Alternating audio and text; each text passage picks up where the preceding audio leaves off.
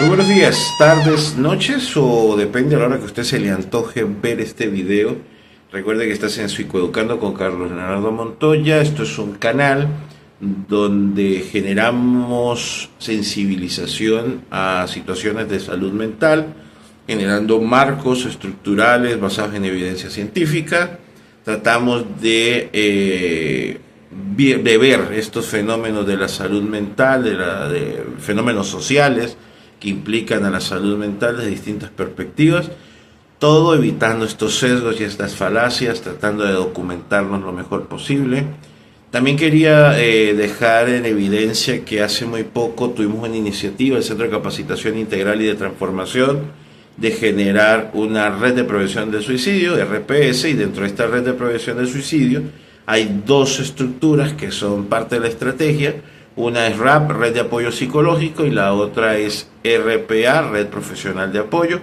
Todos estos van de la mano para instaurarse en la comunidad y ofrecer una sensibilización del fenómeno del suicidio y una atención integral multifactorial, haciendo evidente que el suicidio es un factor multidimensional, multicausal. Por lo tanto, tenemos que abordarlo de una manera multidisciplinaria. Para aquellos que están viendo antes del 10 de septiembre del 2024, el 10 de septiembre vamos a oficialmente hacer el lanzamiento de un manifiesto que va a poner en evidencia todas estas implicaciones que se deben de tener, tanto etiológicas como deontológicamente, en el abordaje del suicidio. Y hoy quiero hablar de lo importante que es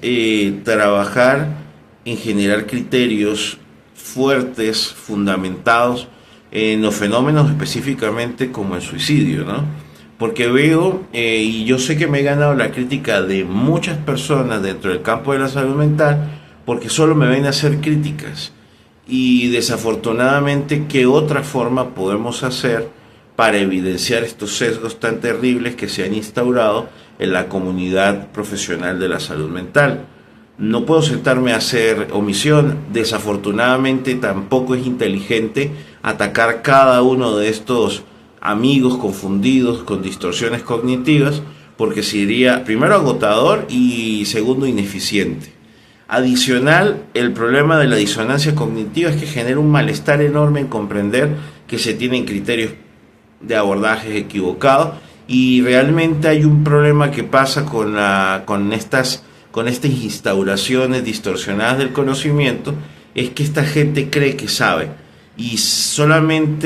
no solamente está convencida de ello, sino que juran que todos los demás que tienen un criterio distinto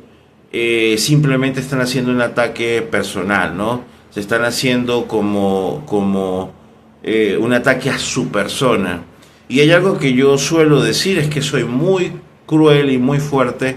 con las ideas, pero no con las personas. Entonces, suave y blando con las personas, comprensivo con ellas, pero con sus ideas, y específicamente cuando estas personas están jugando a ser profesionales de la salud mental, pues desafortunadamente no los voy a atacar a ellos, no los voy a mencionar. Evitaré a toda costa de generar una confrontación, pero sí es importante dejar claro estos sesgos que esta gente promueve.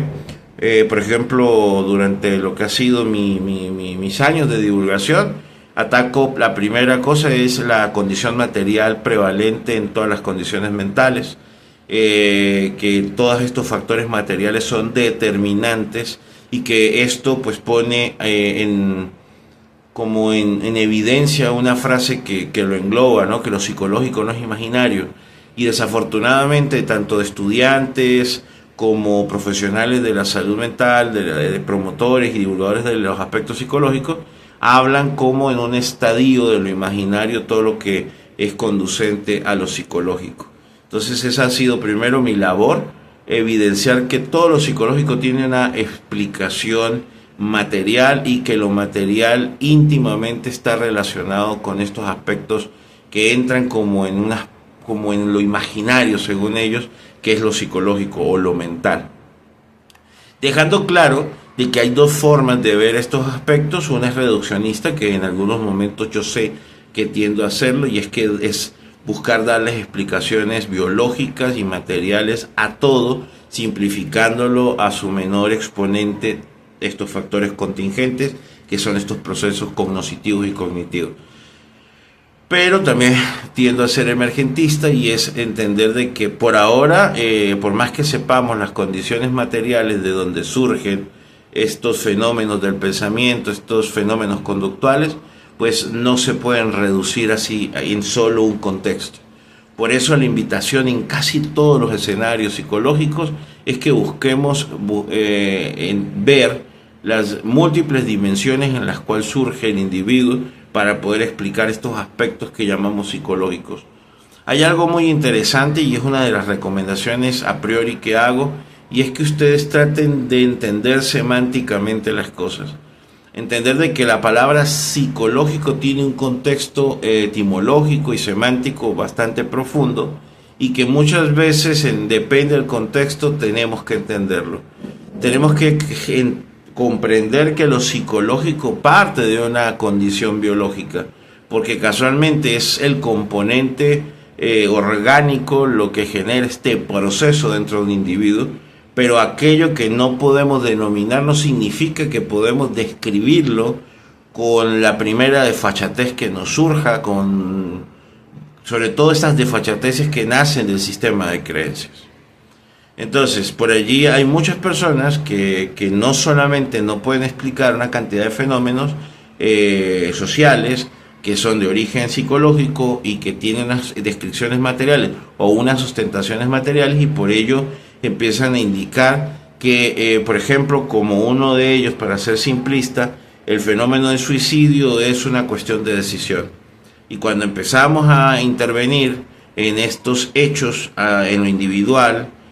sui generis, empezamos a descubrir de que habían unos factores materiales determinantes en el acto suicida,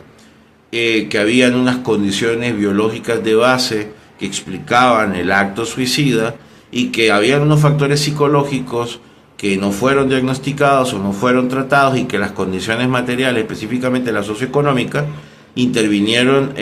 fuertemente en que estas personas no acudieran o no recibieran adecuadamente una intervención psicológica. Primero, una intervención psicológica, y segundo, una intervención psicológica adecuada. Se presume que en el mundo menos del 40% de las personas que han ejercido un acto suicida tuvieron ayuda de algún tipo, y en aquellos momentos en que recibieron ayuda, ese 40% se realizó un procedimiento de mala manera. Entonces tenemos dos situaciones acá. Cuando estas personas, que a pesar de haber recibido el 40%, o se estima menos del 40%, que sí recibieron una ayuda formal, se falló el sistema de adherencia de los profesionales de la salud mental. Y en el caso de aquellos que no han recibido, que son casi el 60 o más del 60%, que ni siquiera tuvieron acceso a lo psicológico, pueden venir por distintas situaciones, siendo una de ellas las limitaciones económicas. Otra es no tener un contexto de conocimiento para poder generar una búsqueda de ayuda psicoterapéutica o relacionada a la salud mental. Entonces, ¿por qué soy tan fuerte con esta gente que habla en público y que tienen una voz dentro de estos espacios de la salud mental, muchas veces sin ser profesionales de la salud mental? Que eso no los descalifica, que eso no hace que tengan criterios errados, porque desafortunadamente escucho a gente, a la mayoría de los profesionales de salud mental que conozco, quisiera decir que la minoría, pero es la mayoría, por lo general tiene una visión errada de las condiciones y los fenómenos, como el suicidio, para decirlo.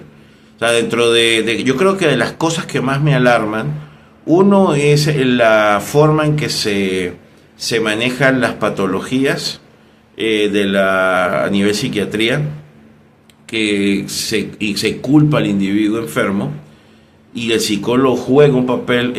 relevante en ese sesgo colectivo, en esa falacia del pópulo de que se instaurara. La segunda cosa es el tema de los trastornos conductuales asociados al consumo de sustancias psicoactivas, partiendo desde un concepto que es derogable, que debemos empezar a desinstaurar y reestructurar, que es el tema del drogadicto, cuando se habla y se sabe que que hay evidencia suficiente para entender de que el problema no yace en la sustancia, sino en otras dimensiones, incluyendo por supuesto la sustancia, pero no reducirlo a ese punto. Pero también es como culpar y, coja la fuerza a la palabra, responsabilizar al individuo con condiciones de adicto a ser el único y exclusivo responsable o culpable de su patología. Y lo mismo pasa con el suicidio, cuando es una condición o cuando es una situación que nos compete a todos y que cada uno de nosotros forma parte de esta problemática, entendiendo de que cada 50 segundos está muriendo alguien en el mundo por un acto suicida. Y he encontrado dos falacias terribles. Una de ellas era desconocer el contexto genético o los factores biológicos determinantes, y hay demasiadas pruebas que hablan sobre hay diversos, sí, lo que sí tenemos que dejar claro. Yo creo que antes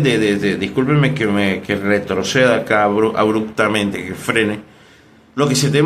tenemos que dejar claro es que hay factores predeterminantes, hay factores determinantes y hay factores intervinientes. Y hay factores pero ninguno de estos factores, quiero dejar claro, perdónenme que esté allí reestructurando, pero hay que dejar claro que un factor por sí solo no es causal del suicidio. Se suele escuchar y veo un montón de personas hablando de una manera sesgada de lo que es el suicidio, entendiendo como un acto de valor o como un acto de desesperación el acto suicida. Hay una cosa que hay que dejar claro, y aquí voy a ser bastante sesgado, no, pero voy a ser absolutista, no me gusta ser absolutista, y es que el 100% de los pacientes o de los individuos que generan un acto suicida o realizan un acto suicida sabían de una u otra forma que iba a ser un acto que les iba a hacer daño, de que probablemente muchos de ellos, no sé qué tanta sea la estadística, estaban conscientes de que iban a acabar con su vida, pero de lo que sí estoy seguro es que del 100% de ellos ninguno quería matarse. Va a sonar bien extraño y estoy tratando de estructurar el cómo explicar bien esto, ¿no? De una manera deontológica, de una manera fenomenológica en el suicidio. La mayoría, para no decir el 100% de los individuos que realizan gestos suicidas, son individuos que están agobiados por una situación de origen orgánico, de índole material, es decir, en la realidad están viviendo una situación que hace que el deseo de enfrentar esta realidad se nuble. Y en el 100% de estos casos, estoy casi seguro, estoy 99,9 seguro, de que tenían distorsión de la realidad, es decir, no podían ver la realidad. Y ahí es donde empieza esta condición filosófica de la fenomenología del suicidio. Y es que obviamos el hecho de que quien decide suicidarse no es que quería acabar con su vida, quería tener una vida mejor. Y muchos de ellos es harto de lo que les está pasando. El problema es que hacer esta intervención tan genérica es peligrosa. Por eso me da miedo decir lo que voy a decir. Pero el problema no yace en el deseo o no deseo de vivir. Muchos de ellos tienen patologías que presentan unas características como la bulia y la distimia, que no les permite disfrutar, pero entonces viene una alteración de su anatomía, de sus condiciones biológicas, y esto es un determinante en el proceso de cómo observan la vida. Ahora, como les decía, un solo factor en sí mismo no va a generar un acto suicida. Lo que pasa es que si no hay una red familiar de apoyo, si no hay una sociedad que esté involucrada en que todos los individuos que forman parte de esa comunidad, de esa sociedad, los estemos monitoreando para su bien, que no, cuando hay una indiferencia en la sociedad, y es parte de lo que está pasando con el fenómeno del suicidio, y es que cada uno ahora vive más ensimismado, ya ahora hay no es que estoy diciendo que antes que eran mejor las cosas, pero ahorita hay unos factores contingentes de tipo social que hacen que los seres humanos estén más preocupados en la individualización, y desafortunadamente por el desconocimiento de muchos de los gestos y de muchos de los síntomas que se presentan en personas que van a realizar el suicidio, pues no somos capaces de observarlo. Sí hay suficiente evidencia de que la primera causa de los actos suicidas es un factor biológico, orgánico, que se podría tipificar como un trastorno mental, y ahí entra uno de los grandes sesgos, y es que pretenden hacer creer que el único factor que interviene dentro del acto y del gesto suicidio es la depresión. Y ahí es totalmente falso. Puedo decir que sí, realmente la depresión es uno de los trastornos que están dentro de los principales intervinientes en el gesto suicida, en el acto, en el gesto y las ideaciones suicidas, pero no es el más importante. Entonces tenemos que dejar claro de que también un gran porcentaje de los que se suicidan también son consumidores de sustancias psicoactivas. Muchos lo hacen también en situaciones de dolor, con una condición de salud que no tiene que ver incluso íntimamente con lo mental, pero que tiene repercusiones mentales. Hay un factor también determinante, y es sentirse excluido de manera social, que es importantísimo a la hora de esta intervención, porque esta exclusión, esta manera de la cultura de no adherir a un individuo, pudiera llevarlo a la ideación suicida y luego al acto suicida. Y ustedes dirán, pero ¿cómo pasa esto? Bueno, y es que el problema es que nuestro sistema orgánico, nuestra parte orgánica, hay algo que se llama epigenética, se está constantemente modificando. Y si tenemos a una persona que entra en un estado de desesperanza, donde cae toda su sensación de placer y de recompensa en el vivir, pues por supuesto que van a aparecer estas ideas de no querer estar presente en esta realidad. Pero si podemos explicar fenomenológicamente esta situación, no es porque desean morir, es porque no desean afrontar la realidad, sea cual sea la que estén pasando. Y ahí hay otro problema enorme que muy comúnmente pasa en la sociedad sesgada y en algunos profesionales de la salud, ahí sí puedo decir que algunos, y es que pretenden intervenir en base a mostrarle todo lo afortunados que son por tener las condiciones que tienen y no otras peores. Y quiero que entiendan, desde una visión de un paciente, un individuo que tiene ideación suicida, él no va a poder ver la realidad tal cual como lo ve una persona que probablemente tiene una condición orgánica en fase de eutimia y una condición material mucho mejor, a pesar de que para ti, para lo que tu perspectiva ve, es de una forma distinta. Entonces tendemos de manera peligrosa minimizar lo que al otro le está pasando, y esto es una cosa muy peligrosa que a veces en los sistemas religiosos lo hacen de mala manera. Siento que es la cosa más peligrosa que hacen muchas personas con muy buenas intenciones, pero que abordan este tema desde la religiosidad y terminan haciendo mucho daño, y es que tienden a minimizar por supuesto, como son ignorantes de toda la condición biológica, pues tienden a minorar toda esta visión que tiene el individuo que padece la ideación suicida de la realidad. Entonces no lo van a abordar de una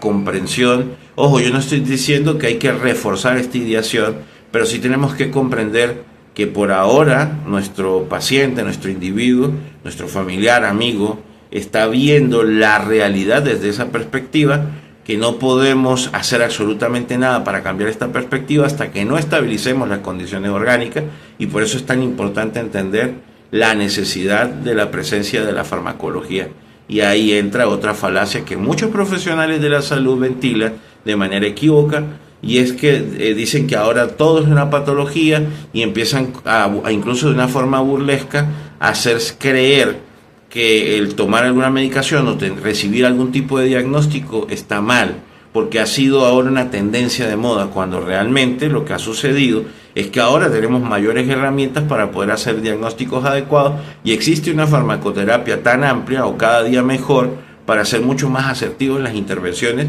de los distintos psicopatologías o de las distintas condiciones que van a repercutir en una ideación suicida. Y es verdad, ahora sí quiero darle un espacio a esa media verdad que dicen esta gente,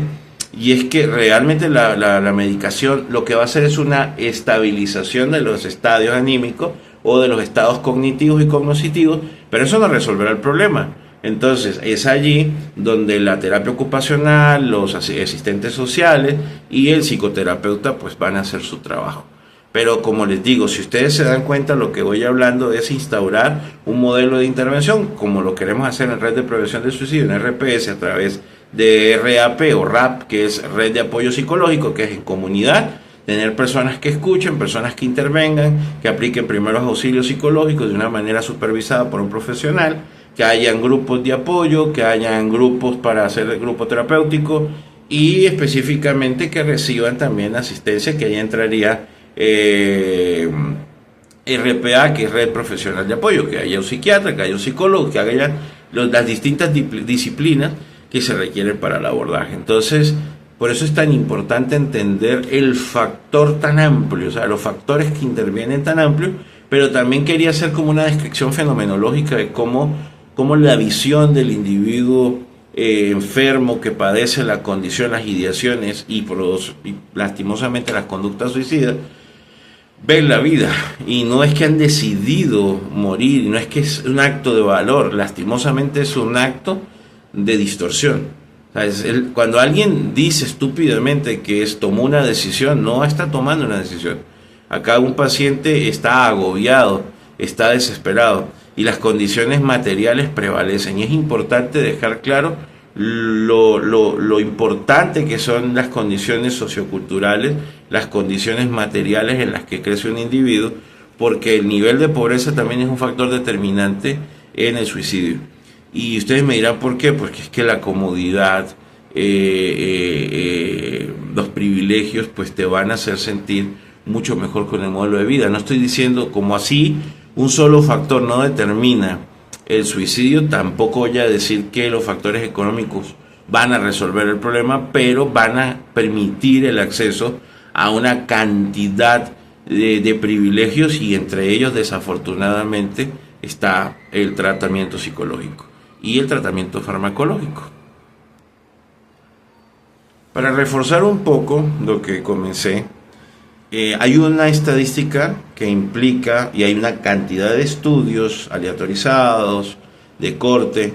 que hablan sobre una estimación del 90% de los casos en donde se ha realizado un acto suicida,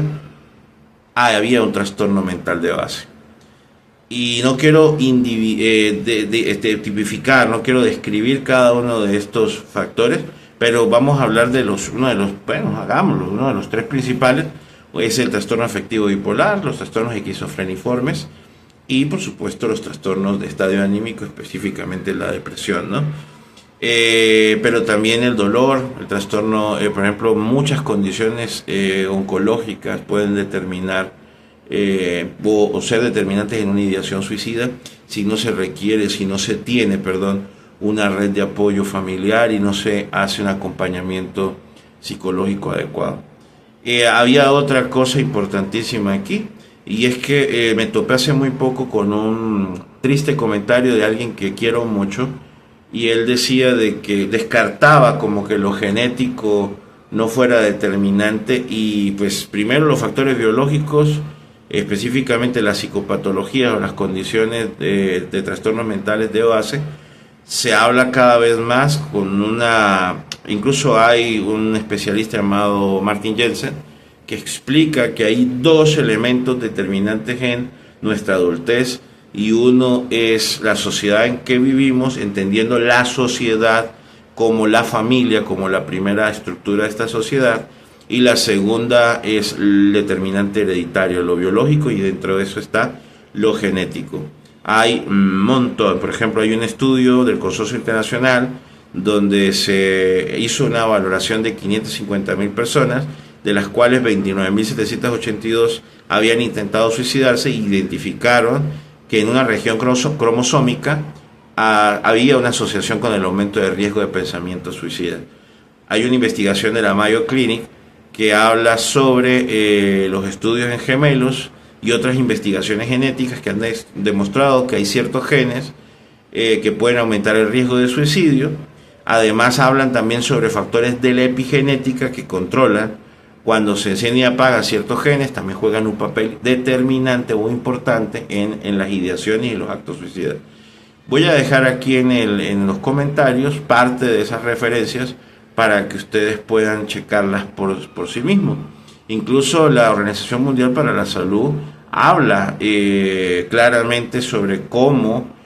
a pesar de que el estudio genético es un campo en investigación, es un campo en crecimiento, es un campo que apenas está en desarrollo,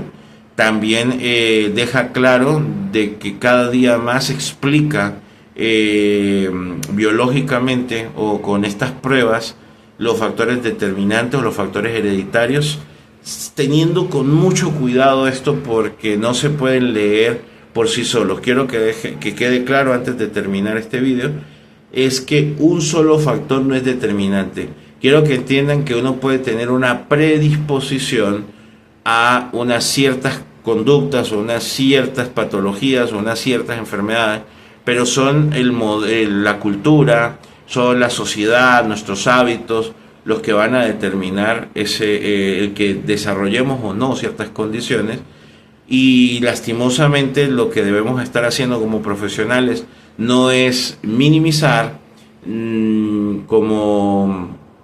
estas situaciones, sino tratar de investigar para ampliar el conocimiento. Y hay algo que es muy importante y quiero comprometerme también acá, y es que si en algún momento hay una evidencia que diga lo contrario, pues nos vamos a retractar.